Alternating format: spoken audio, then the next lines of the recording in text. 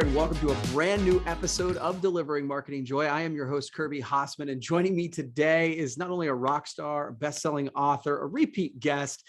He's the author of many books, including Return on Influence, Known, Marketing Rebellion, and his latest is Cumulative Advantage. We're going to talk a little bit about that today. Mark Schaefer, thanks so much for joining me today. I appreciate it. Kirby, it's great to see you again. Great to see you again, too. And I really did enjoy this latest book. I want to talk about this cumulative advantage. And it digs into the sort of the concept of why some people and some ideas and some companies, some of them take off and some don't, and what we can do about it. So can you talk a bit about the book and why you decided to write it? Sure. Well, thanks for the nice introduction, by the way. And it sort of reminded me all the way back to Return on Influence, which was my first book, that there's been a certain trajectory of my career. And I think the common thread is I'm trying to figure out, how do we stand out in this noisy world? Yeah. You know, Return on Influence, which was the first book on influence marketing back in 2012, I sort of made a statement that power in the world is shifting from media companies to us, that we can create content just as you're doing right now. Right. And that we're on the cusp of, number one, an important new trend, an important new factor in marketing, that the power is moving to the people, not the media companies. And certainly that came true. But the other piece of this is that we're in this era of infinite media.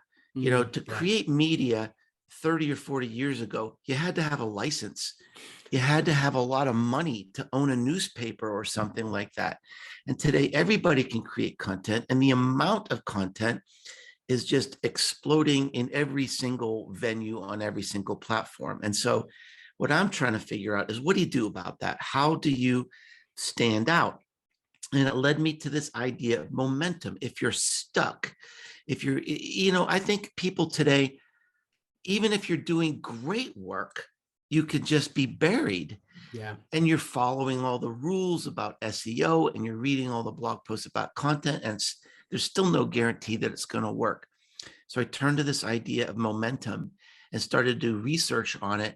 And what I found is that there's a lot of great ideas in the world of academia, in sociology, but they really haven't been applied to normal people, normal lives and businesses and ideas. And I think that's the power of this book, sort of unleashing these ideas, applying them in a practical way. And it's also very accessible. There's nothing in this book that anybody can't do. You don't need any sort of special life advantages to create momentum. Yeah, and if just for what it's worth, I'm going off of my questions a little bit, but I loved the analogy with you and Tim Ferriss throughout the book. I thought that really drove it home, and I thought that was super interesting. So well done. I just really like that. Yeah. Thank you. It's kind of fun. Yeah. Well, again, Tim's larger than life, and so it was just kind of fun to see that. And I think Oprah should interview you. But one of the things I think you're good at, and I've read quite a few of your books, is you're kind of great at seeing things and then sort of breaking them down into a roadmap. You did that with Known, I think I've read that a couple different times. So is there a roadmap for creating this cumulative advantage? Is there steps people can take? Yes, absolutely.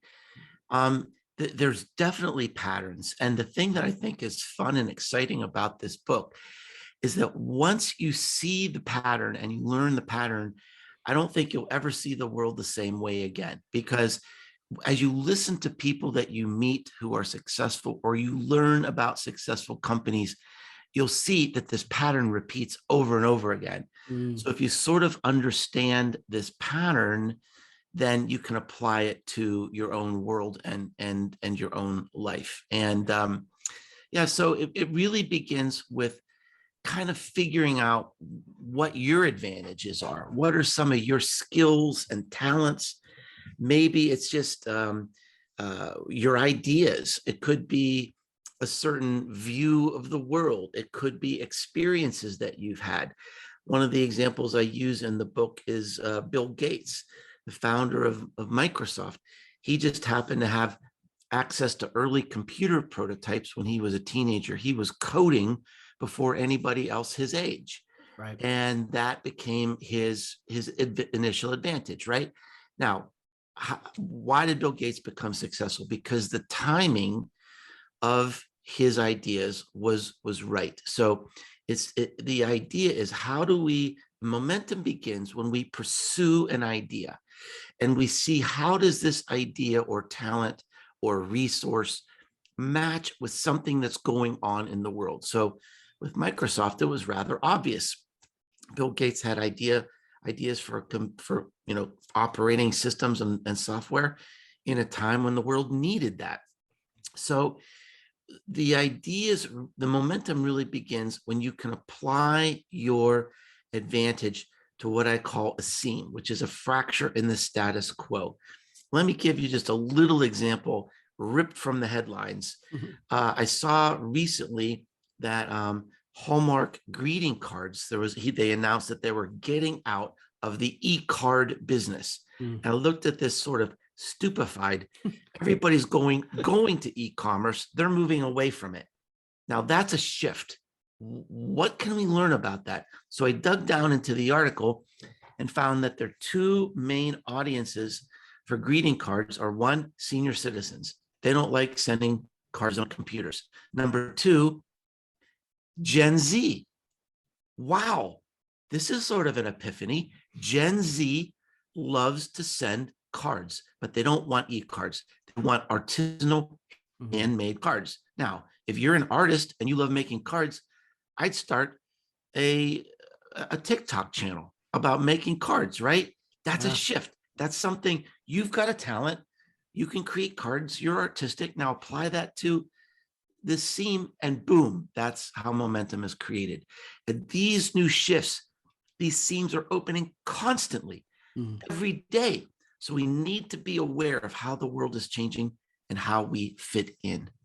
Yeah, no, that's really, and the concept of the seam was one that struck me. But the other thing that you talk about, and I've heard you, and I'll even say preach about this in both Known and in this book, is you talk about consistency. Consistency is the way to break through. It's sort of the magic bullet that people miss. So why do you think consistency is so important?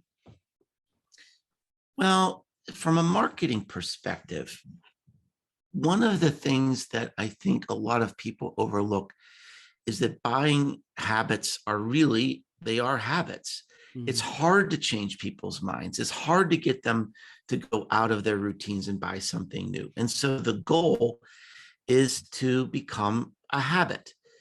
Now, someone wrote me recently, they said, Mark, I start my day with you.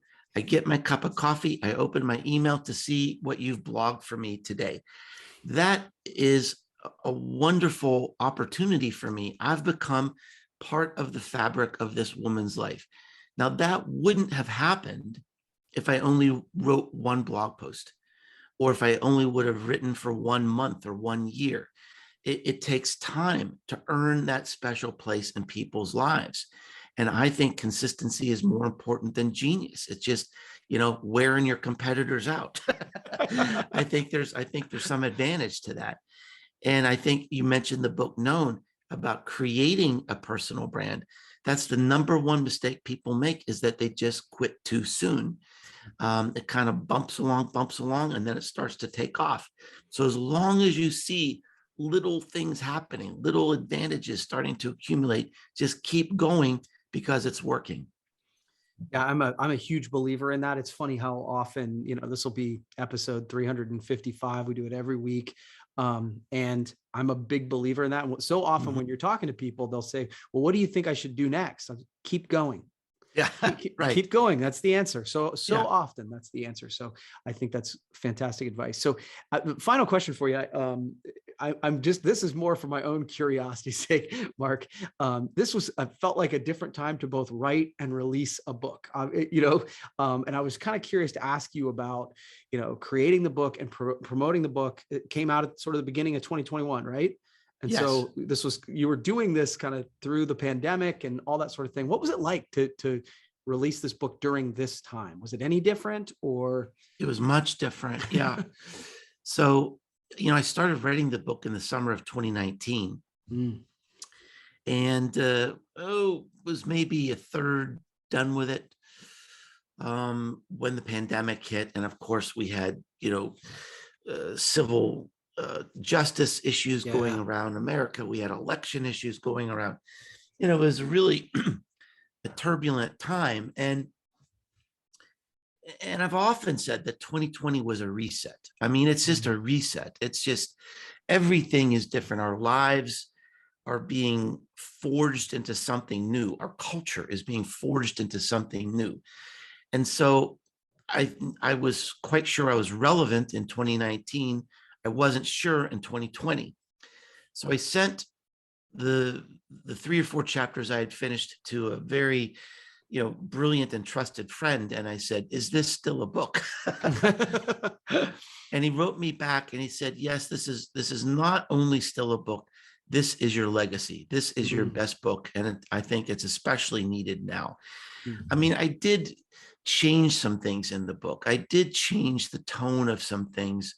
And then in terms of launching, it was difficult, Kirby, because number one, a lot of people who experienced downtime during the pandemic chose to use that time to write a book. Right.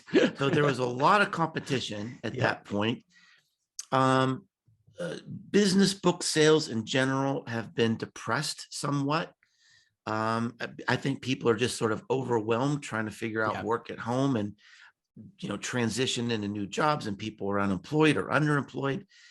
And then the other thing that's been challenging is that my public speaking, I'm a keynote speaker. I would normally be traveling all over the world right now. That sells books. You're up on a stage and people get excited. And so I've had to count on generous people like you to get the word out in things like podcasts and blogs and videos. Very kind and generous friends and fans who said, yeah, I love this book and we need to tell more people about it. And that's what's really kept me going on the new book. Well, and again, I'm not blowing sunshine. I really have enjoyed your books, and happy to have you on anytime. Where can people find a little bit more about the book or about you? Sure. Dig in. Well, it's really easy to find me if you can remember Businesses Grow.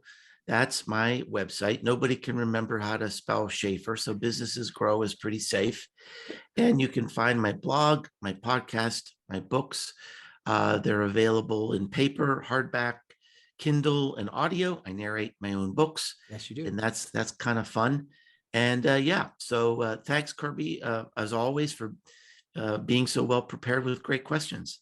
Thank you very much. Like we were talking about it before we started recording, I actually, we rescheduled this and it worked out really well because I got the chance to listen to the whole book. Awesome. So hopefully I could ask a little better questions. So thanks a lot for taking the time. I appreciate it. Thank you, sir. All right. Well, that's going to wrap up this edition of Delivering Marketing Joy. We'll see you next time.